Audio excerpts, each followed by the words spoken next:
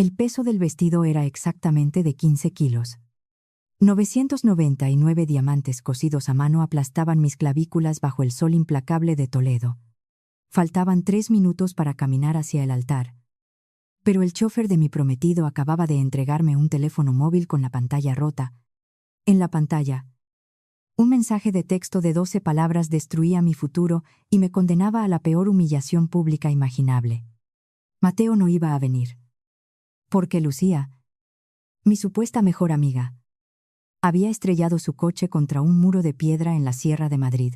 El aire en la finca del siglo XVI estaba denso.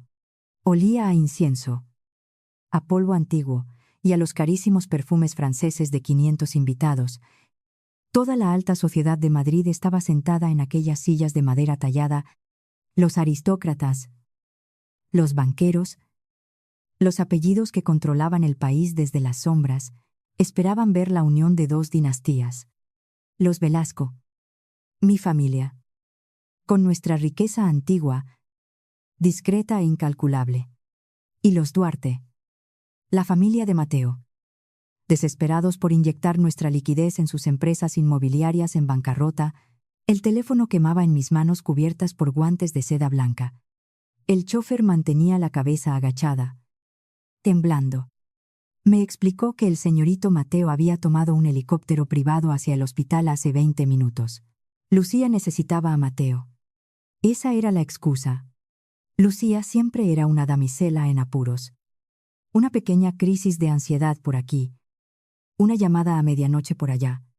Y ahora, un conveniente accidente de tráfico justo el día de mi boda. Miré hacia los invitados. 500 personas. 1000 ojos fijos en la entrada de piedra donde yo debía aparecer. El cuarteto de cuerda comenzó a tocar la marcha nupcial. Cada nota del violín era como un clavo oxidado en mi pecho. Mi padre, Diego Velasco, se acercó a mí. Su rostro era una máscara de autoridad y confusión contenida. Vio el teléfono en mi mano y el vacío en mi mirada. Le susurré la verdad al oído en 2 frases cortas. Vi cómo la mandíbula de mi padre se tensaba. ¿El qué dirán es una fuerza destructiva en nuestro mundo? Una novia abandonada en el altar no es una tragedia. Es una mancha de sangre en el agua llena de tiburones. Podía haber fingido un desmayo. Podía haber dejado que mi padre anunciara una cancelación por motivos de salud. Eso habría sido lo elegante. Lo que se esperaba de una mujer de mi posición en la alta sociedad, pero algo se rompió dentro de mí en ese instante. La niña buena, obediente y cegada por el amor, murió bajo el peso de esos 999 diamantes. Caminé hacia el altar sola. El sonido de mis tacones sobre las losas de piedra cortó la música. El cuarteto de cuerda se fue silenciando lentamente. Desconcertado por mi aparición solitaria y mi rostro pálido como el mármol, los murmullos comenzaron de inmediato. Un zumbido venenoso que subía desde las primeras filas hasta el fondo del patio. Subí los 3 escalones del altar. El sacerdote me miró con los ojos muy abiertos. Había un micrófono instalado en el atril para las lecturas. Lo tomé con firmeza. El acople del sonido emitió un chillido agudo que obligó a varios invitados a taparse los oídos. Se hizo un silencio sepulcral. Miré a la multitud. A las mujeres con sus pamelas de diseñador y a los hombres con sus chaqués a medida, a los fotógrafos de la prensa del corazón apostados en los muros de la finca, listos para documentar el evento del año. Hablé con una voz que no reconocí como mía. Fría, metálica y absolutamente serena. Les informé que no habría ninguna boda. Les expliqué, sin alterar el tono, que el novio había abandonado la ceremonia para atender a su amante herida. Los destellos de las cámaras estallaron como relámpagos. Un grito ahogado recorrió las filas de la familia Duarte. La madre de Mateo se llevó una mano al pecho, palideciendo ante la ejecución pública de su honor. Dejé el micrófono sobre el atril. El golpe resonó en toda la finca. Bajé los escalones lentamente, con la cabeza alta, atravesando el mar de rostros escandalizados. Ninguno de mis familiares intentó detenerme. Sabían que la humillación ya estaba consumada. El trayecto de regreso a Madrid duró 70 minutos. 70 minutos de un silencio sepulcral en el asiento trasero de mi coche oficial.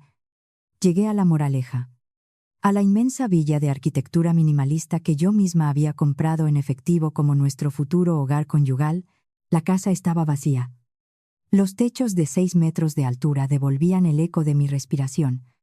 El enorme ventanal del salón daba a un lago negro, liso como un espejo de obsidiana en la noche cerrada. No encendí las luces. Me senté en el suelo de mármol del salón, todavía envuelta en mi vestido de novia. La tela de pesada seda me ahogaba. El peso de los diamantes era ahora un castigo físico, un recordatorio de mi inmensa estupidez. Pasé las siguientes 8 horas en completa oscuridad. No lloré. Las lágrimas son un lujo para quienes todavía tienen esperanza. Yo solo sentía un vacío gélido que se expandía desde mi estómago hasta mi garganta.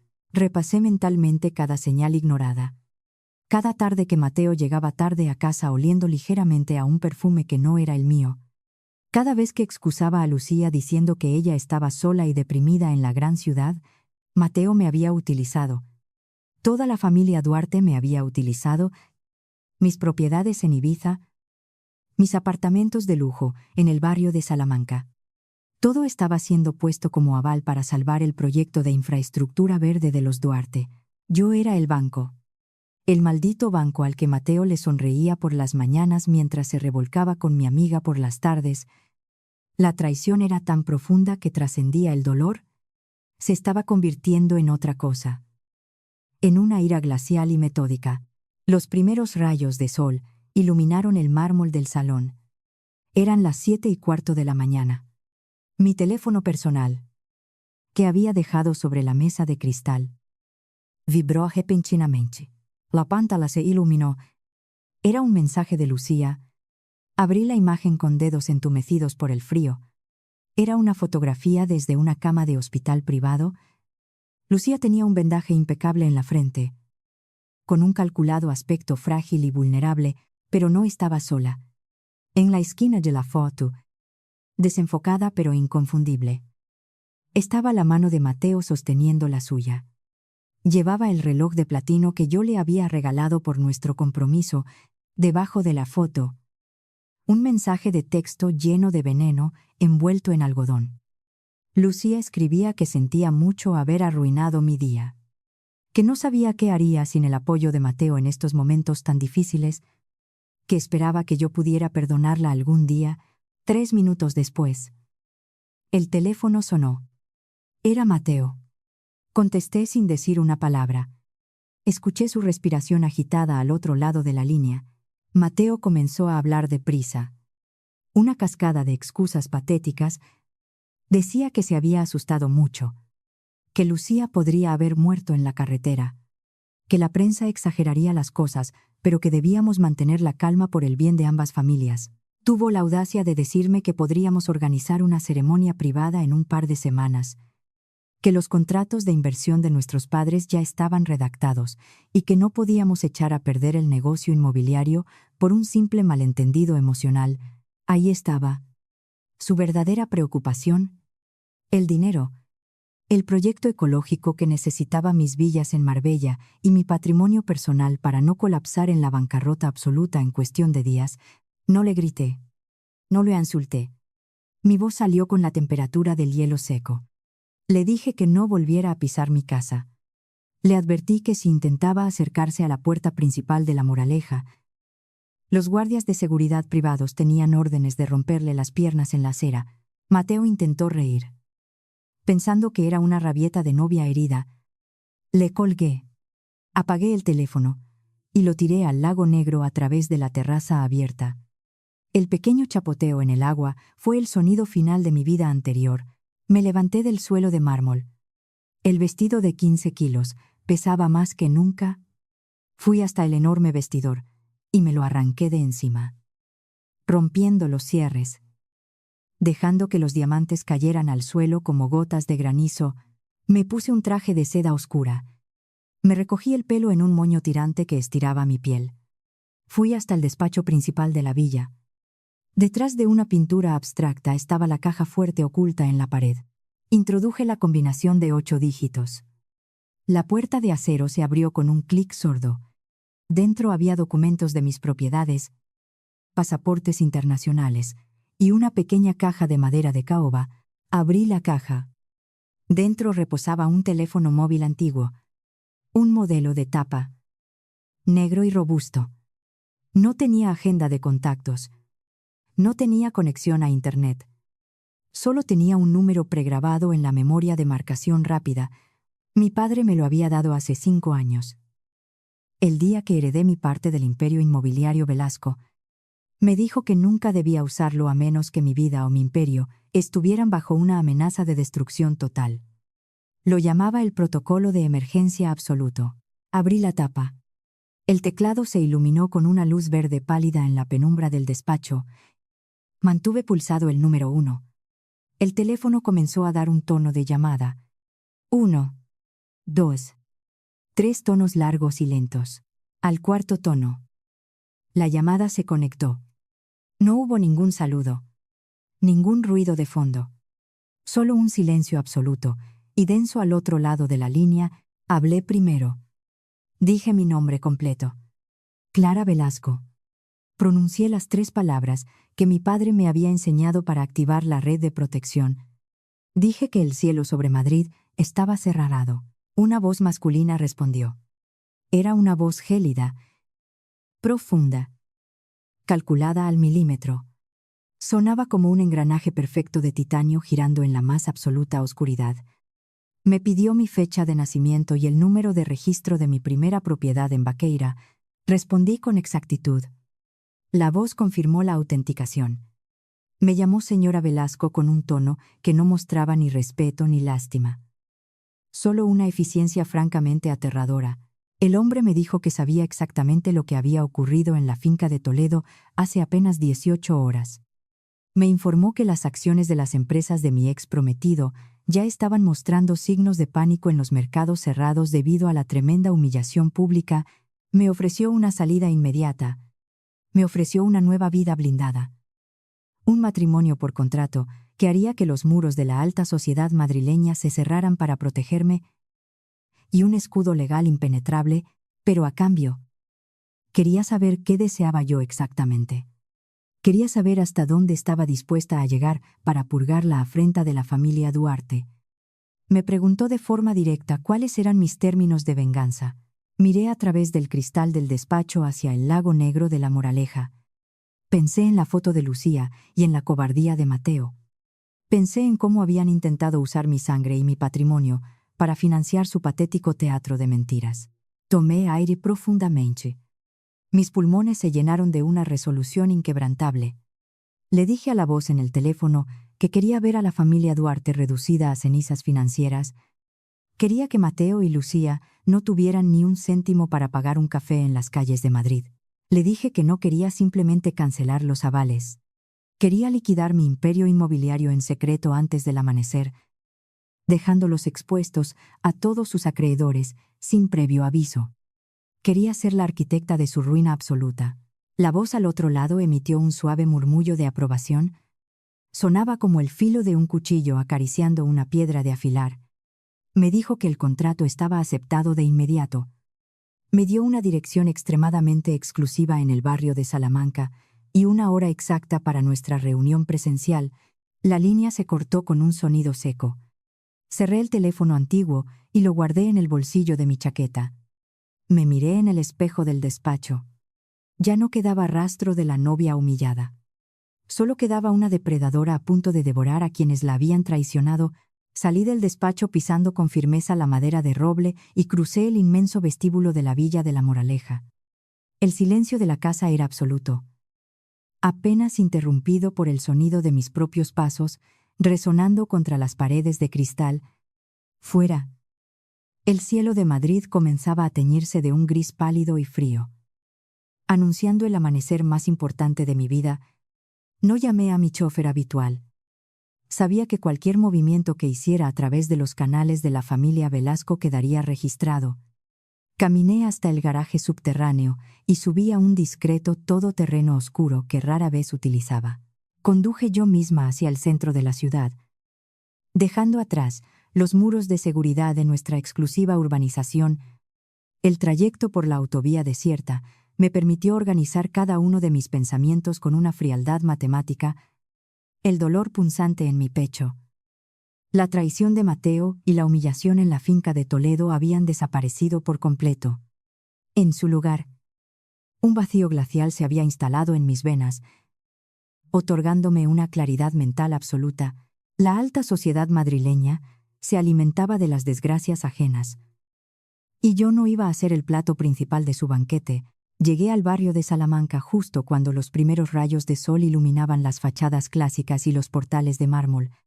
Aparqué en un garaje privado subterráneo, tal y como me habían indicado por teléfono, y tomé un ascensor restringido que no requería llave, sino un código de acceso de 12 dígitos. Las puertas se abrieron en un vestíbulo revestido de caoba oscura, iluminado únicamente por lámparas de luz cálida que proyectaban sombras elegantes.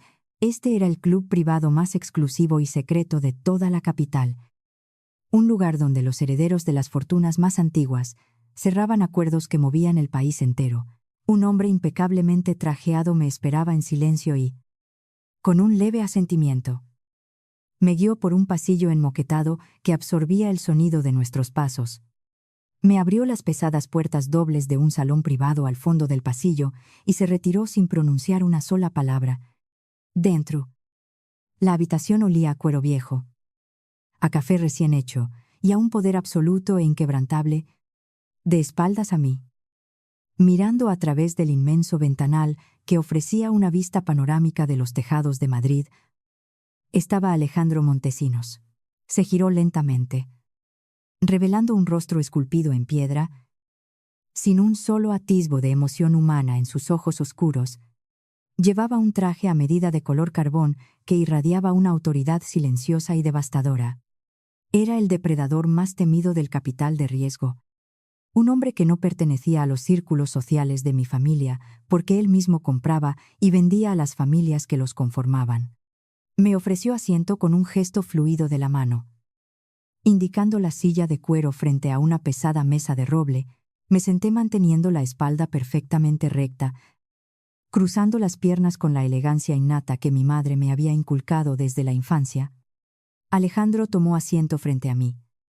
Entrelazó sus dedos sobre la mesa y me miró con una intensidad analítica que habría intimidado a cualquier otra persona. Me dijo con voz grave y pausada que había revisado los expedientes financieros de la familia Duarte y que su incompetencia era casi cómica. Confirmó que el proyecto tecnológico y ecológico de Mateo estaba al borde del colapso y que solo mi patrimonio los mantenía a flote, sin apartar la mirada. Alle file fue una gruesa carpeta de cuero negro sobre la mesa hasta dejarla justo frente a mí. Me explicó que el contrato matrimonial que me ofrecía tendría una duración exacta de 2 años, durante los cuales seríamos marido y mujer a todos los efectos legales, a cambio de su protección absoluta y de un escudo social impenetrable. Yo aportaría mi influencia para facilitar ciertas adquisiciones hostiles que su firma planeaba realizar en el sector inmobiliario. Le respondí con un tono helado que el sector inmobiliario ya no sería un problema para él, porque estaba a punto de liquidar el mío por completo. Alejandro esbozó la más mínima sombra de una sonrisa. Un gesto de puro reconocimiento entre dos mentes calculadoras. Abrió la carpeta y me mostró los documentos de liquidación rápida que su equipo, liderado por su asistente Samuel y mi abogado Vicente, había preparado durante la madrugada. Se trataba de la venta inmediata de mis 8 propiedades de lujo, incluyendo los pisos en el Paseo de la Castellana, las villas en Marbella y mi refugio privado en Ibiza. Todo sería transferido en menos de 24 horas a una serie de sociedades opacas radicadas en el extranjero. Bajo mi nueva identidad protegida, revisé cada página con detenimiento, comprobando que las cifras alcanzaban cientos de millones de euros, suficientes para vaciar de liquidez cualquier aval que Mateo necesitara. Alejandro me advirtió que esta maniobra dejaría a la empresa constructora de los Duarte completamente expuesta, sin garantías ante los bancos internacionales. Le contesté mirándole directamente a los ojos que eso era exactamente lo que quería. que deseaba verlos mendigar por las calles de Madrid. Alejandro asintió con lentitud.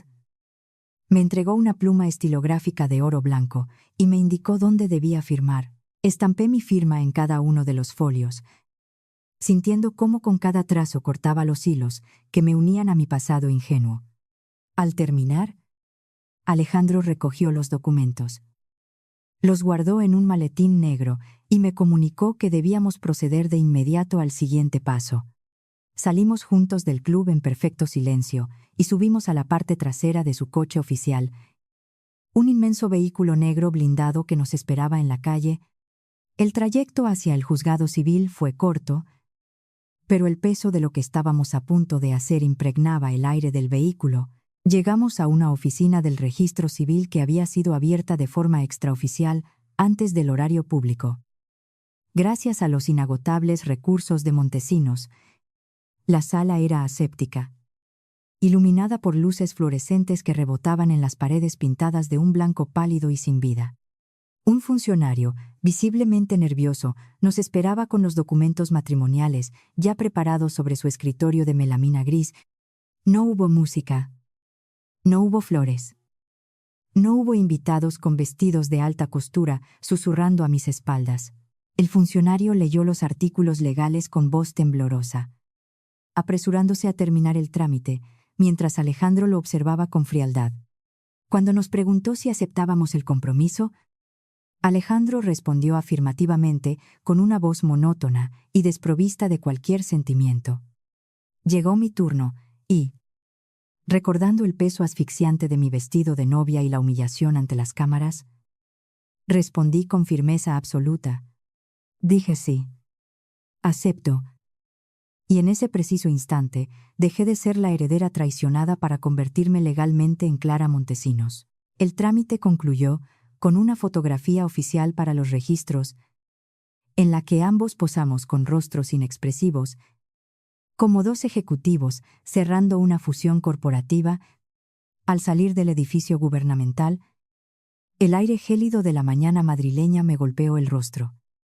Pero me sentí completamente invulnerable. Alejandro se detuvo frente al coche negro. Me miró por un segundo y me comunicó que su equipo se encargaría del traslado de mis pertenencias personales a su ático. Me dijo que regresara a mi villa en La Moraleja, que esperara a que el traidor cayera en la trampa y que disfrutara de la ejecución.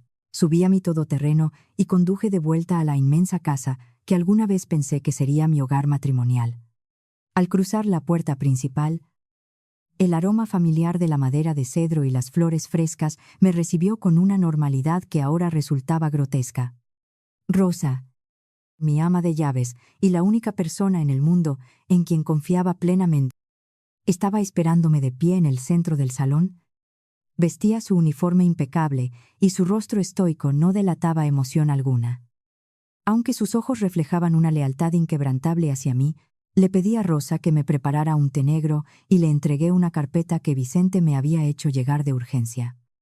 Le expliqué detalladamente lo que estaba a punto de suceder, dándole instrucciones precisas sobre cuál sería su papel en la inminente obra de teatro. Rosa asintió en silencio. Tomó la carpeta con manos firmes y se retiró hacia el área de servicio para prepararse.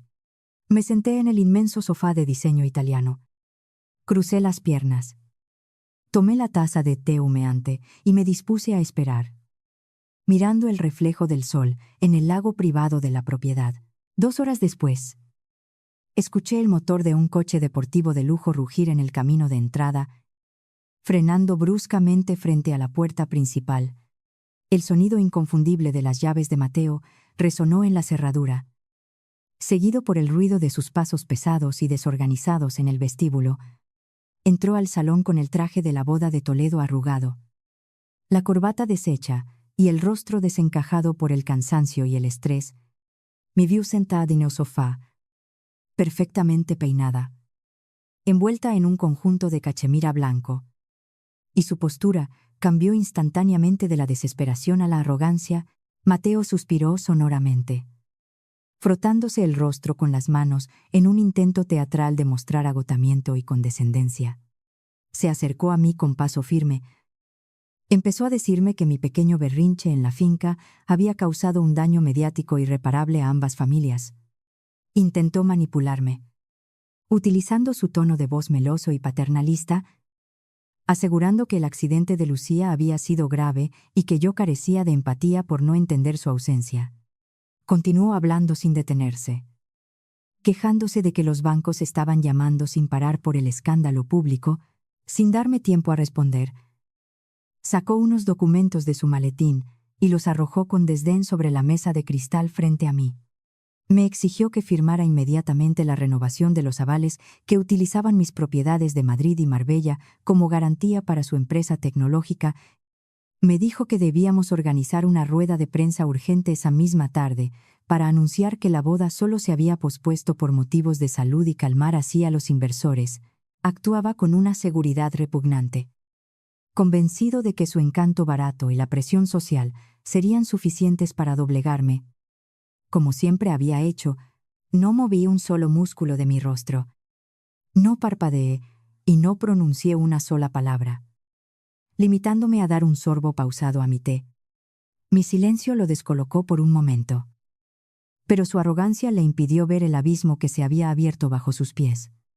Fue entonces cuando la puerta del pasillo se abrió y Rosa entró en el salón con un porte majestuoso. Llevando una bandeja de plata reluciente, Mateo la miró con desprecio, ordenándole con un tono despótico que nos dejara a solas, porque estábamos discutiendo asuntos familiares de extrema importancia. Rosa ignoró por completo sus órdenes. Se detuvo frente a la mesa de cristal y depositó una gruesa carpeta de documentos legales junto a los de Mateo. Me miró fijamente a los ojos, esperando mi señal silenciosa, y al recibir mi leve asentimiento, se giró para enfrentar al hombre que acababa de intentar humillarme. Con una voz gélida, cortante y educada, Rosa informó al señor Duarte de que la señora Montesinos ya no poseía ninguna de las propiedades mencionadas en sus avales. Mateo frunció el ceño, confundido por el apellido, y soltó una carcajada nerviosa, preguntando en voz alta de qué demonios estaba hablando la sirvienta. Rosa no alteró su tono de voz ni un ápice al continuar detallando la catástrofe financiera que acababa de ocurrir. Le comunicó que hace exactamente 4 horas, el 100% del imperio inmobiliario Velasco había sido liquidado y transferido a sociedades en el extranjero. Le informó que el patriarca de la familia, mi padre, había retirado todos sus fondos de inversión del proyecto de energía verde de los Duarte. Finalmente, le aclaró que debido a la caída de las garantías, sus acreedores internacionales ya habían iniciado los trámites de embargo de todos los bienes de su familia. Dejándolos funcionalmente en bancarrota, el color desapareció del rostro de Mateo en una fracción de segundo, dejando su piel de un tono grisáceo y enfermizo. Trató de hablar, de balbucear alguna negación, pero las palabras se ahogaron en su garganta mientras sus ojos se movían frenéticamente, leyendo los membretes oficiales de los documentos que Rosa había traído. Buscó desesperadamente mi mirada, esperando encontrar a la chica dócil y asustada que siempre resolvía sus problemas económicos con una simple firma. Solo encontró un bloque de hielo impenetrable. Una mujer que lo observaba con la misma frialdad con la que un cirujano observa un tumor antes de extirparlo. Sus piernas fallaron de golpe, incapaces de sostener el peso abrumador de su propia destrucción, y cayó de rodillas sobre la alfombra de seda. Comenzó a hiperventilar, llevándose las manos al pecho mientras el pánico más absoluto se apoderaba de su sistema nervioso, asfixiándolo en tiempo real. Me levanté del sofá con movimientos fluidos y elegantes. Alicé la tela de mi pantalón de cachemira y caminé hacia la salida. Tuvo que arrastrarse hacia atrás para apartarse de mi camino. Temblando incontrolablemente en el suelo de su propia ruina, pasé por encima de él sin desviar la mirada hacia abajo, sin concederle siquiera el privilegio de un último insulto o una palabra de desprecio. Salí por la puerta principal de la Moraleja y sentí el aire frío chocar contra mi rostro, purificando por fin mis pulmones. En la entrada de Gravilla, un impecable vehículo oscuro me esperaba con el motor en marcha y la puerta trasera abierta. Subí al asiento trasero. La pesada puerta se cerró con un golpe seco, y el coche aceleró suavemente para llevarme a mi nueva vida. El trayecto hacia el barrio de Salamanca transcurrió en un silencio absoluto. Un vacío acústico solo roto por el leve zumbido del motor alemán. Observé las calles de Madrid pasar a través del cristal tintado, viendo cómo los árboles de la Moraleja daban paso al asfalto impecable del centro de la ciudad. No había lágrimas en mis ojos, ni arrepentimiento en mi pecho.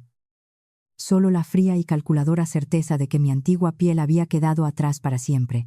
El edificio en la exclusiva Milla de Oro madrileña era una fortaleza disfrazada de cristal y acero.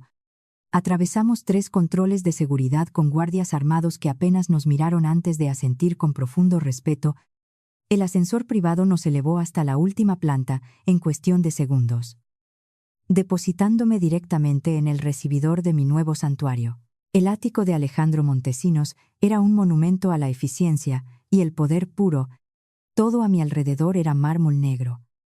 Ventanales de suelo a techo y líneas rectas sin un solo rastro de sentimentalismo o calor humano. Era un espacio diseñado no para vivir de forma convencional, sino para dominar la ciudad que se extendía a nuestros pies como un tablero de ajedrez iluminado. Alejandro me esperaba de pie junto a la extensa isla de la cocina abierta. Revisando unos densos informes en su tableta digital, llevaba un traje gris oscuro, impecable incluso a esas horas de la madrugada, y su mirada carecía de cualquier atisbo de emoción cuando la posó sobre mí. Me indicó con un gesto breve y educado que mi habitación estaba al final del pasillo, informándome de que al alba empezaríamos a reestructurar los restos de mi antiguo imperio. No hubo palabras de consuelo ni preguntas sobre mi estado emocional, porque él sabía perfectamente que yo ya no las toleraría. Acepté la copa de agua helada que me ofreció en absoluto silencio, sellando nuestro acuerdo tácito de frialdad y pragmatismo despiadado. Esa noche dormí profundamente por primera vez en muchas semanas, arropada por el silencio estéril de las sábanas de hilo egipcio. Los días siguientes fueron una clase magistral de destrucción financiera y construcción de trincheras legales. Alejandro y yo apenas cruzábamos palabras que no estuvieran estrictamente relacionadas con márgenes de beneficio, liquidación de deudas o transferencias internacionales a paraísos fiscales. Me enseñó a leer a las personas no por lo que decían en las cenas de gala, sino por los rastros de dinero ensangrentado que dejaban a su paso, pero que daba un último cabo suelto en mi antigua vida que necesitaba ser cortado en persona, con mis propias manos. Necesitaba recuperar la caja fuerte con los documentos históricos de mi abuelo, los únicos papeles de mi linaje que no había digitalizado. Pedí a Samuel, el hipereficiente asistente personal de Alejandro, que preparara un vehículo para regresar a la villa de la Moraleja una última vez.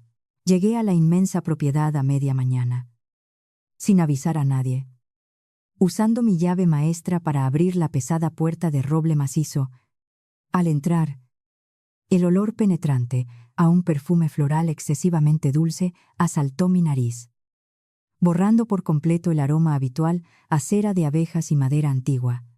Escuché un tarareo desafinado proveniente del salón principal y caminé hacia allí sin hacer el más mínimo ruido sobre las alfombras persas. Lucía estaba en el centro de la inmensa sala, rodeada de gruesos catálogos de decoración de interiores de altísima gama. Llevaba puesto un conjunto de lana tejida de una famosa marca francesa, claramente comprado esa misma mañana, y unas joyas exageradas que brillaban con el desespero del nuevo rico. Estaba dando instrucciones por teléfono a un supuesto decorador de prestigio, afirmando con voz chillona que el presupuesto no era un problema para su nueva familia. Me quedé quieta en el umbral de la puerta, observando la patética escena, con la fascinación clínica de quien mira a un insecto atrapado en un frasco de cristal. Lucía colgó el teléfono de golpe.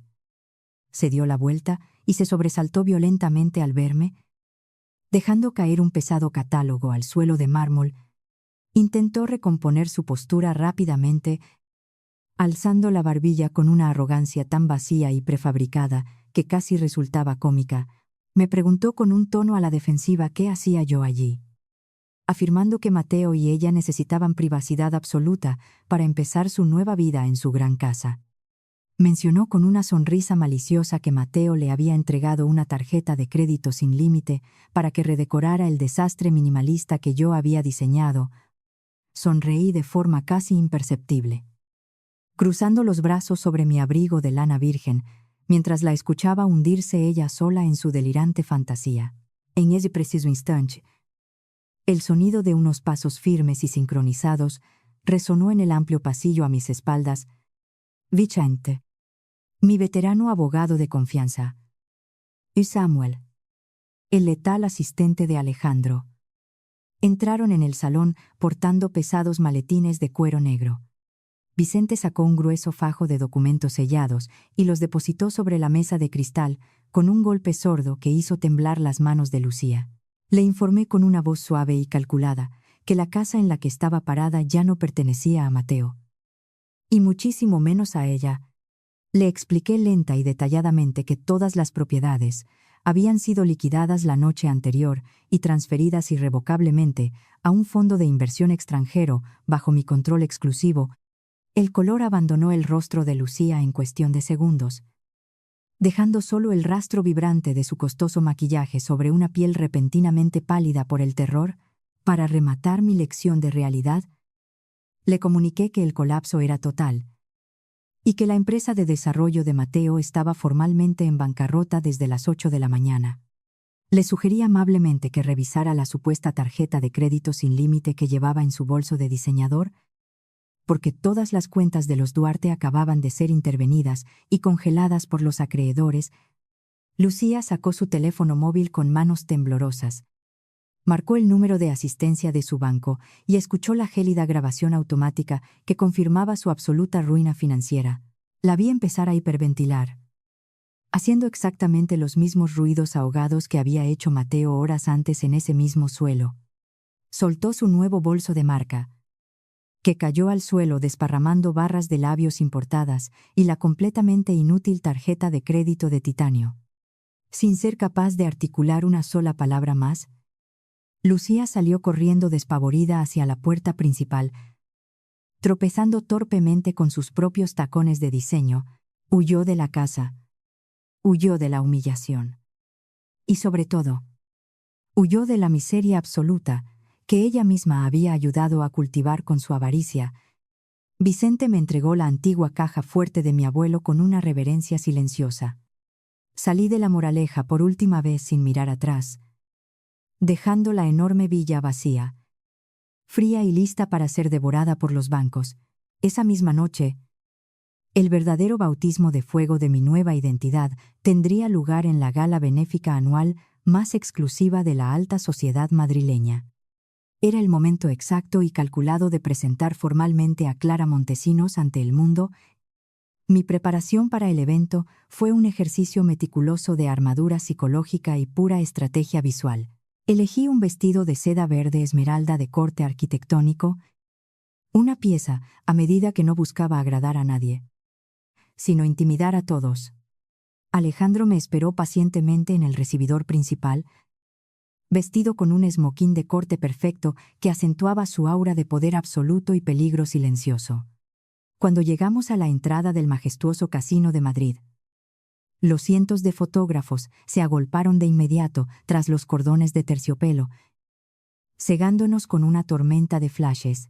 Al entrar en el histórico salón principal bajo las inmensas lámparas de araña, el murmullo ensordecedor de las élites financieras y aristocráticas se detuvo en seco durante un segundo interminable. Caminé del brazo de mi nuevo marido, con la espalda completamente recta y una expresión de serenidad impenetrable tallada en piedra sobre mi rostro. Sentía el peso de centenares de miradas clavándose en mi nuca y escuchaba los susurros venenosos sobre la caída en picado y la destrucción de la familia Duarte. Nadie en toda la sala se atrevió a acercarse para preguntar de forma imprudente por mi humillante boda cancelada en Toledo. Mi presencia solemne al lado del mayor depredador financiero de todo el país exigía un nivel de respeto absoluto y un miedo palpable. Alejandro me presentó a varios ministros del gobierno y a los directores de los bancos europeos más grandes. validando mi posición intocable en la cima de la pirámide alimenticia social. La noche fue un triunfo absoluto del control sobre el caos. Una coreografía perfecta de dominación silenciosa, donde mi débil apellido de soltera quedó borrado para siempre por mi nuevo y temible estatus. Horas más tarde, cuando la madrugada empezaba a enfriar brutalmente las calles empedradas de Madrid, Alejandro y yo decidimos que la exhibición había terminado y nos retiramos. Salimos por las pesadas puertas del edificio mientras los aparcacoches traían nuestro vehículo blindado y el aire verdaderamente gélido de la capital me acarició los hombros desnudos. Fue en ese preciso instante de perfección cuando una figura completamente desaliñada y patética emergió de las sombras del oscuro callejón adyacente a la entrada principal. Era Mateo. Llevaba exactamente el mismo traje a medida de la noche anterior, pero ahora estaba profundamente arrugado, manchado de suciedad, y sus ojos inyectados en sangre desbordaban un pánico animal y primitivo. Se abalanzó hacia mí, saltándose torpemente el pesado cordón de seguridad.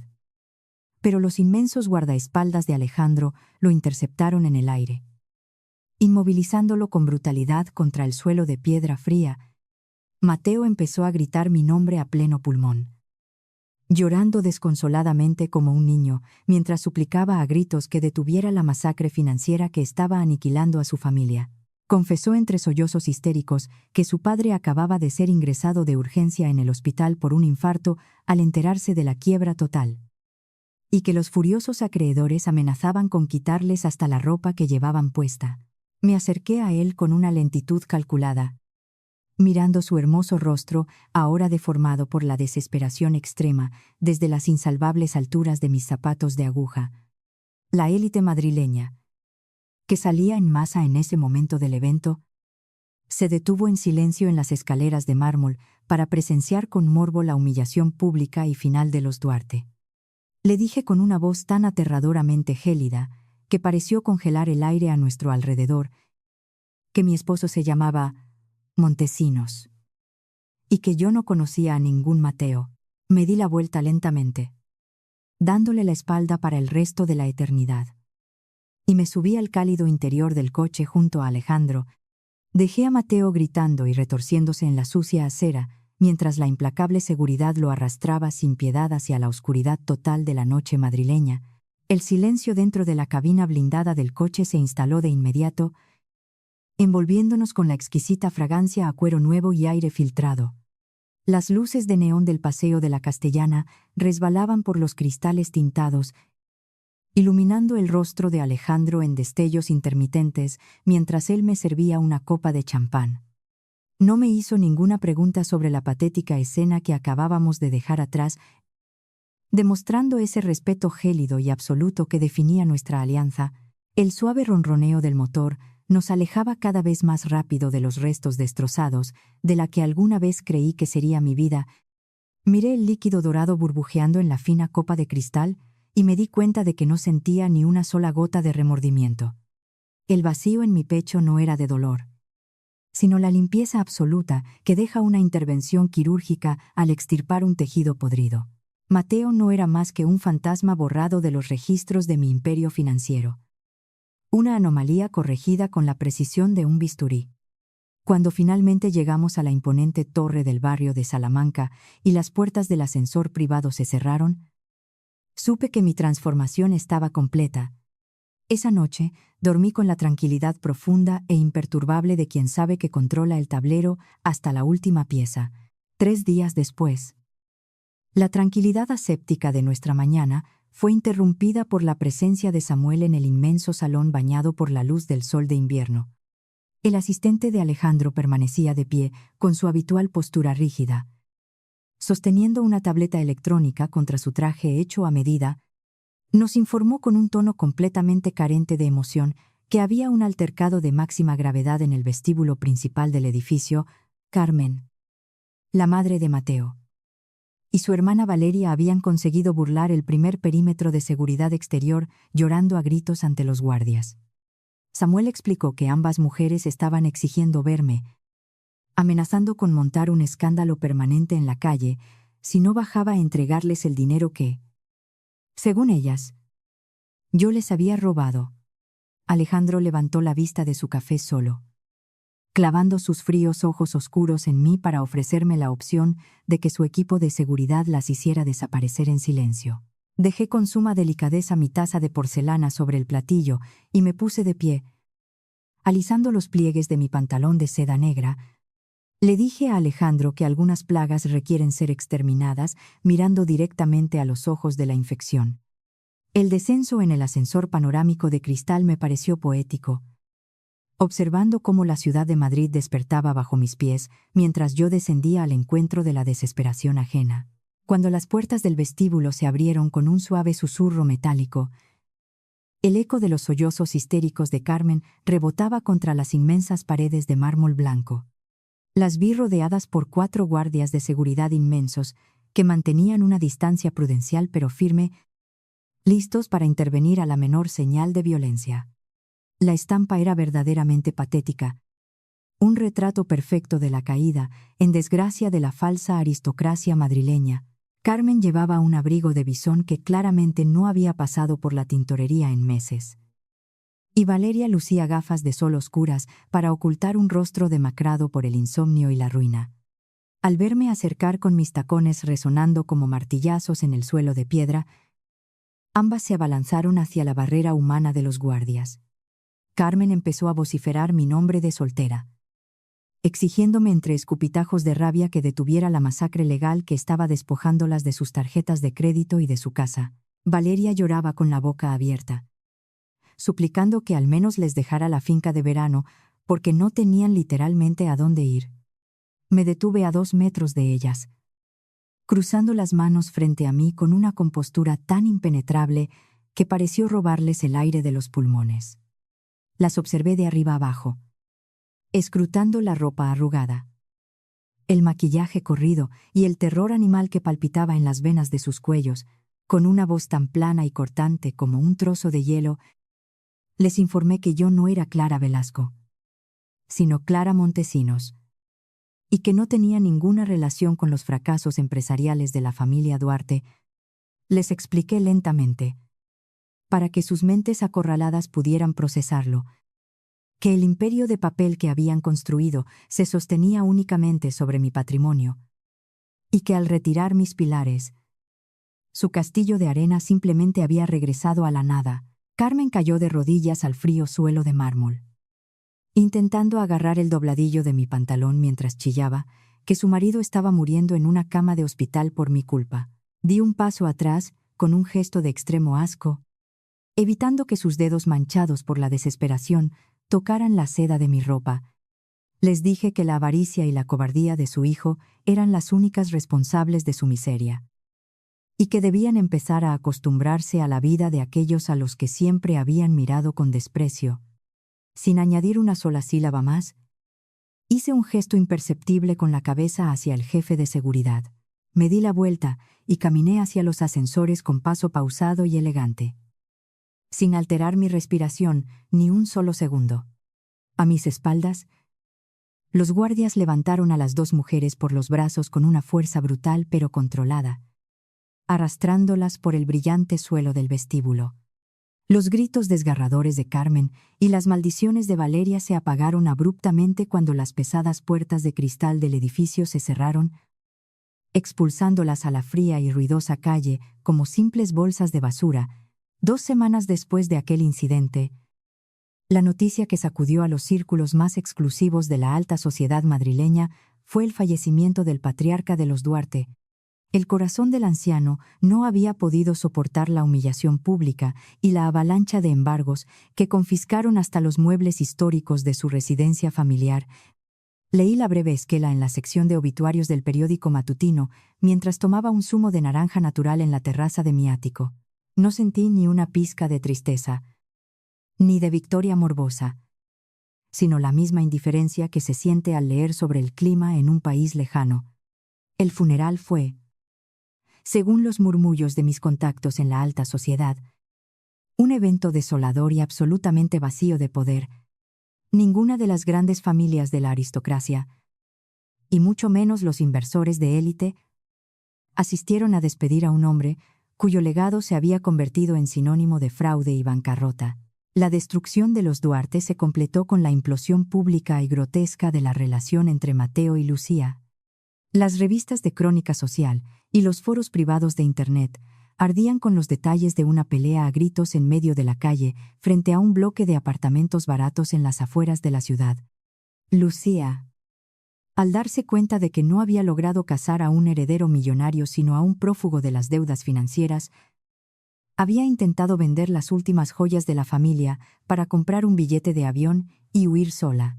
Mateo la había descubierto, arrastrándose en una rabieta de celos y desesperación que terminó con ambos, perdiendo los estribos a la vista de decenas de transeúntes que grababan con sus teléfonos móviles.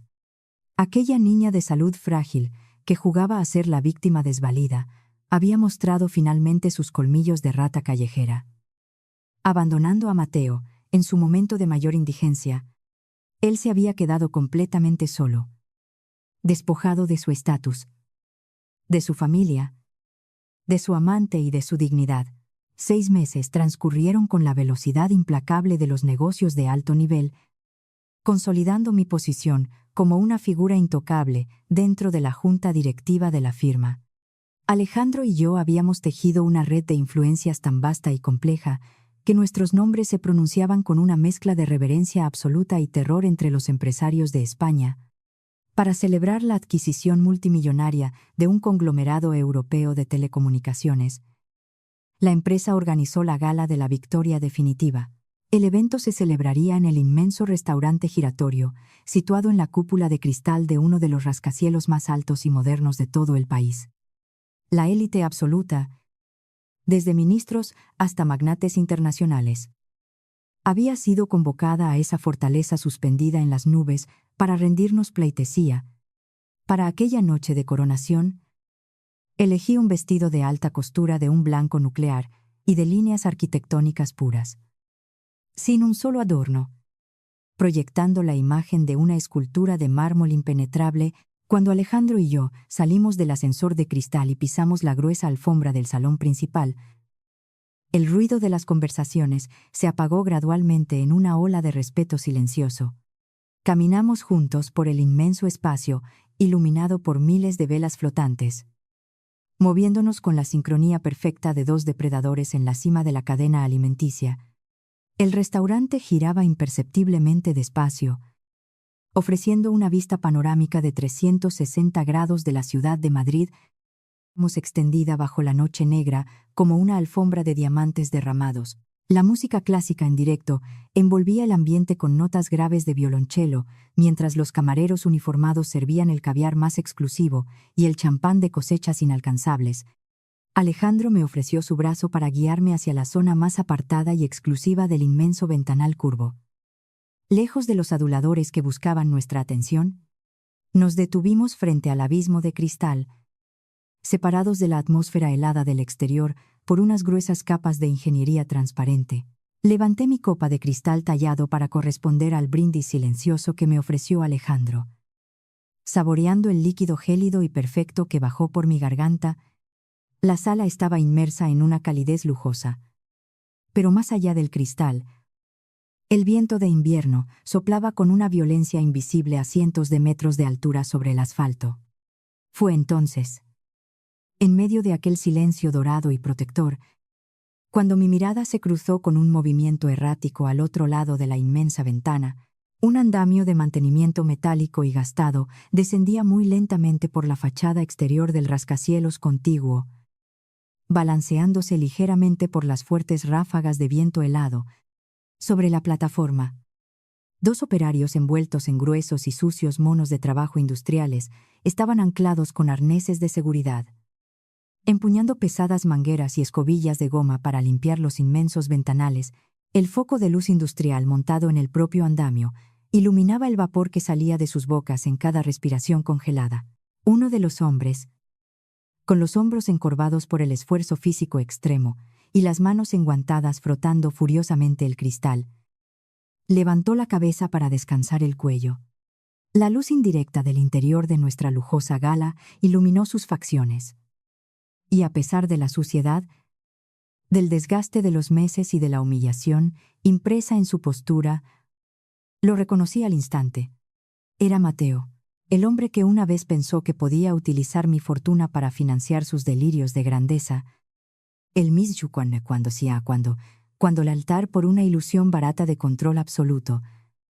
Estaba allí, colgado en el vacío, arriesgando su vida en el turno de noche más miserable de la ciudad por un sueldo que apenas le daría para comer, limpiando la suciedad de los palacios de cristal que ya no le pertenecían, a través del grueso cristal blindado que separaba mi imperio inquebrantable de su miseria congelada. Nuestros ojos se encontraron. Vi el instante exacto en que su cerebro procesó quién era la mujer vestida de blanco impoluto que lo observaba desde la calidez del abismo. Mateo se congeló por completo, dejando caer la gruesa escobilla de goma que colgó de un cordón sobre el vacío infinito de la ciudad dormida. El terror absoluto, la vergüenza más profunda y aplastante que un ser humano puede llegar a experimentar, distorsionaron su rostro mientras intentaba inútilmente esconderse detrás del casco de seguridad amarillo. No aparté la mirada ni un solo milímetro, sosteniendo su contacto visual con la frialdad de un dios antiguo, juzgando a un mortal que ya no le importa. No sentí ninguna necesidad de sonreír con crueldad, ni experimenté ninguna clase de placer retorcido. Solo sentí una vacuidad serena y absoluta, una paz inquebrantable. Para mí, él ya no era un exprometido, ni un traidor, ni un enemigo digno de ser recordado. Era simplemente una mancha insignificante de mugre en el exterior de mi mundo. Di un último y pausado sorbo a mi copa de champán, sin dejar de mirarle directamente a los ojos aterrados. Giré sobre mis tacones lentamente, dándole la espalda al cristal frío y al hombre roto que colgaba en la noche de Madrid. Tomé el brazo fuerte de Alejandro, que me esperaba con esa media sonrisa de reconocimiento y respeto absoluto. Empezamos a caminar de regreso hacia el centro del resplandeciente salón, perdiéndonos en la inmensidad de un futuro luminoso, infinito y eternamente intocable.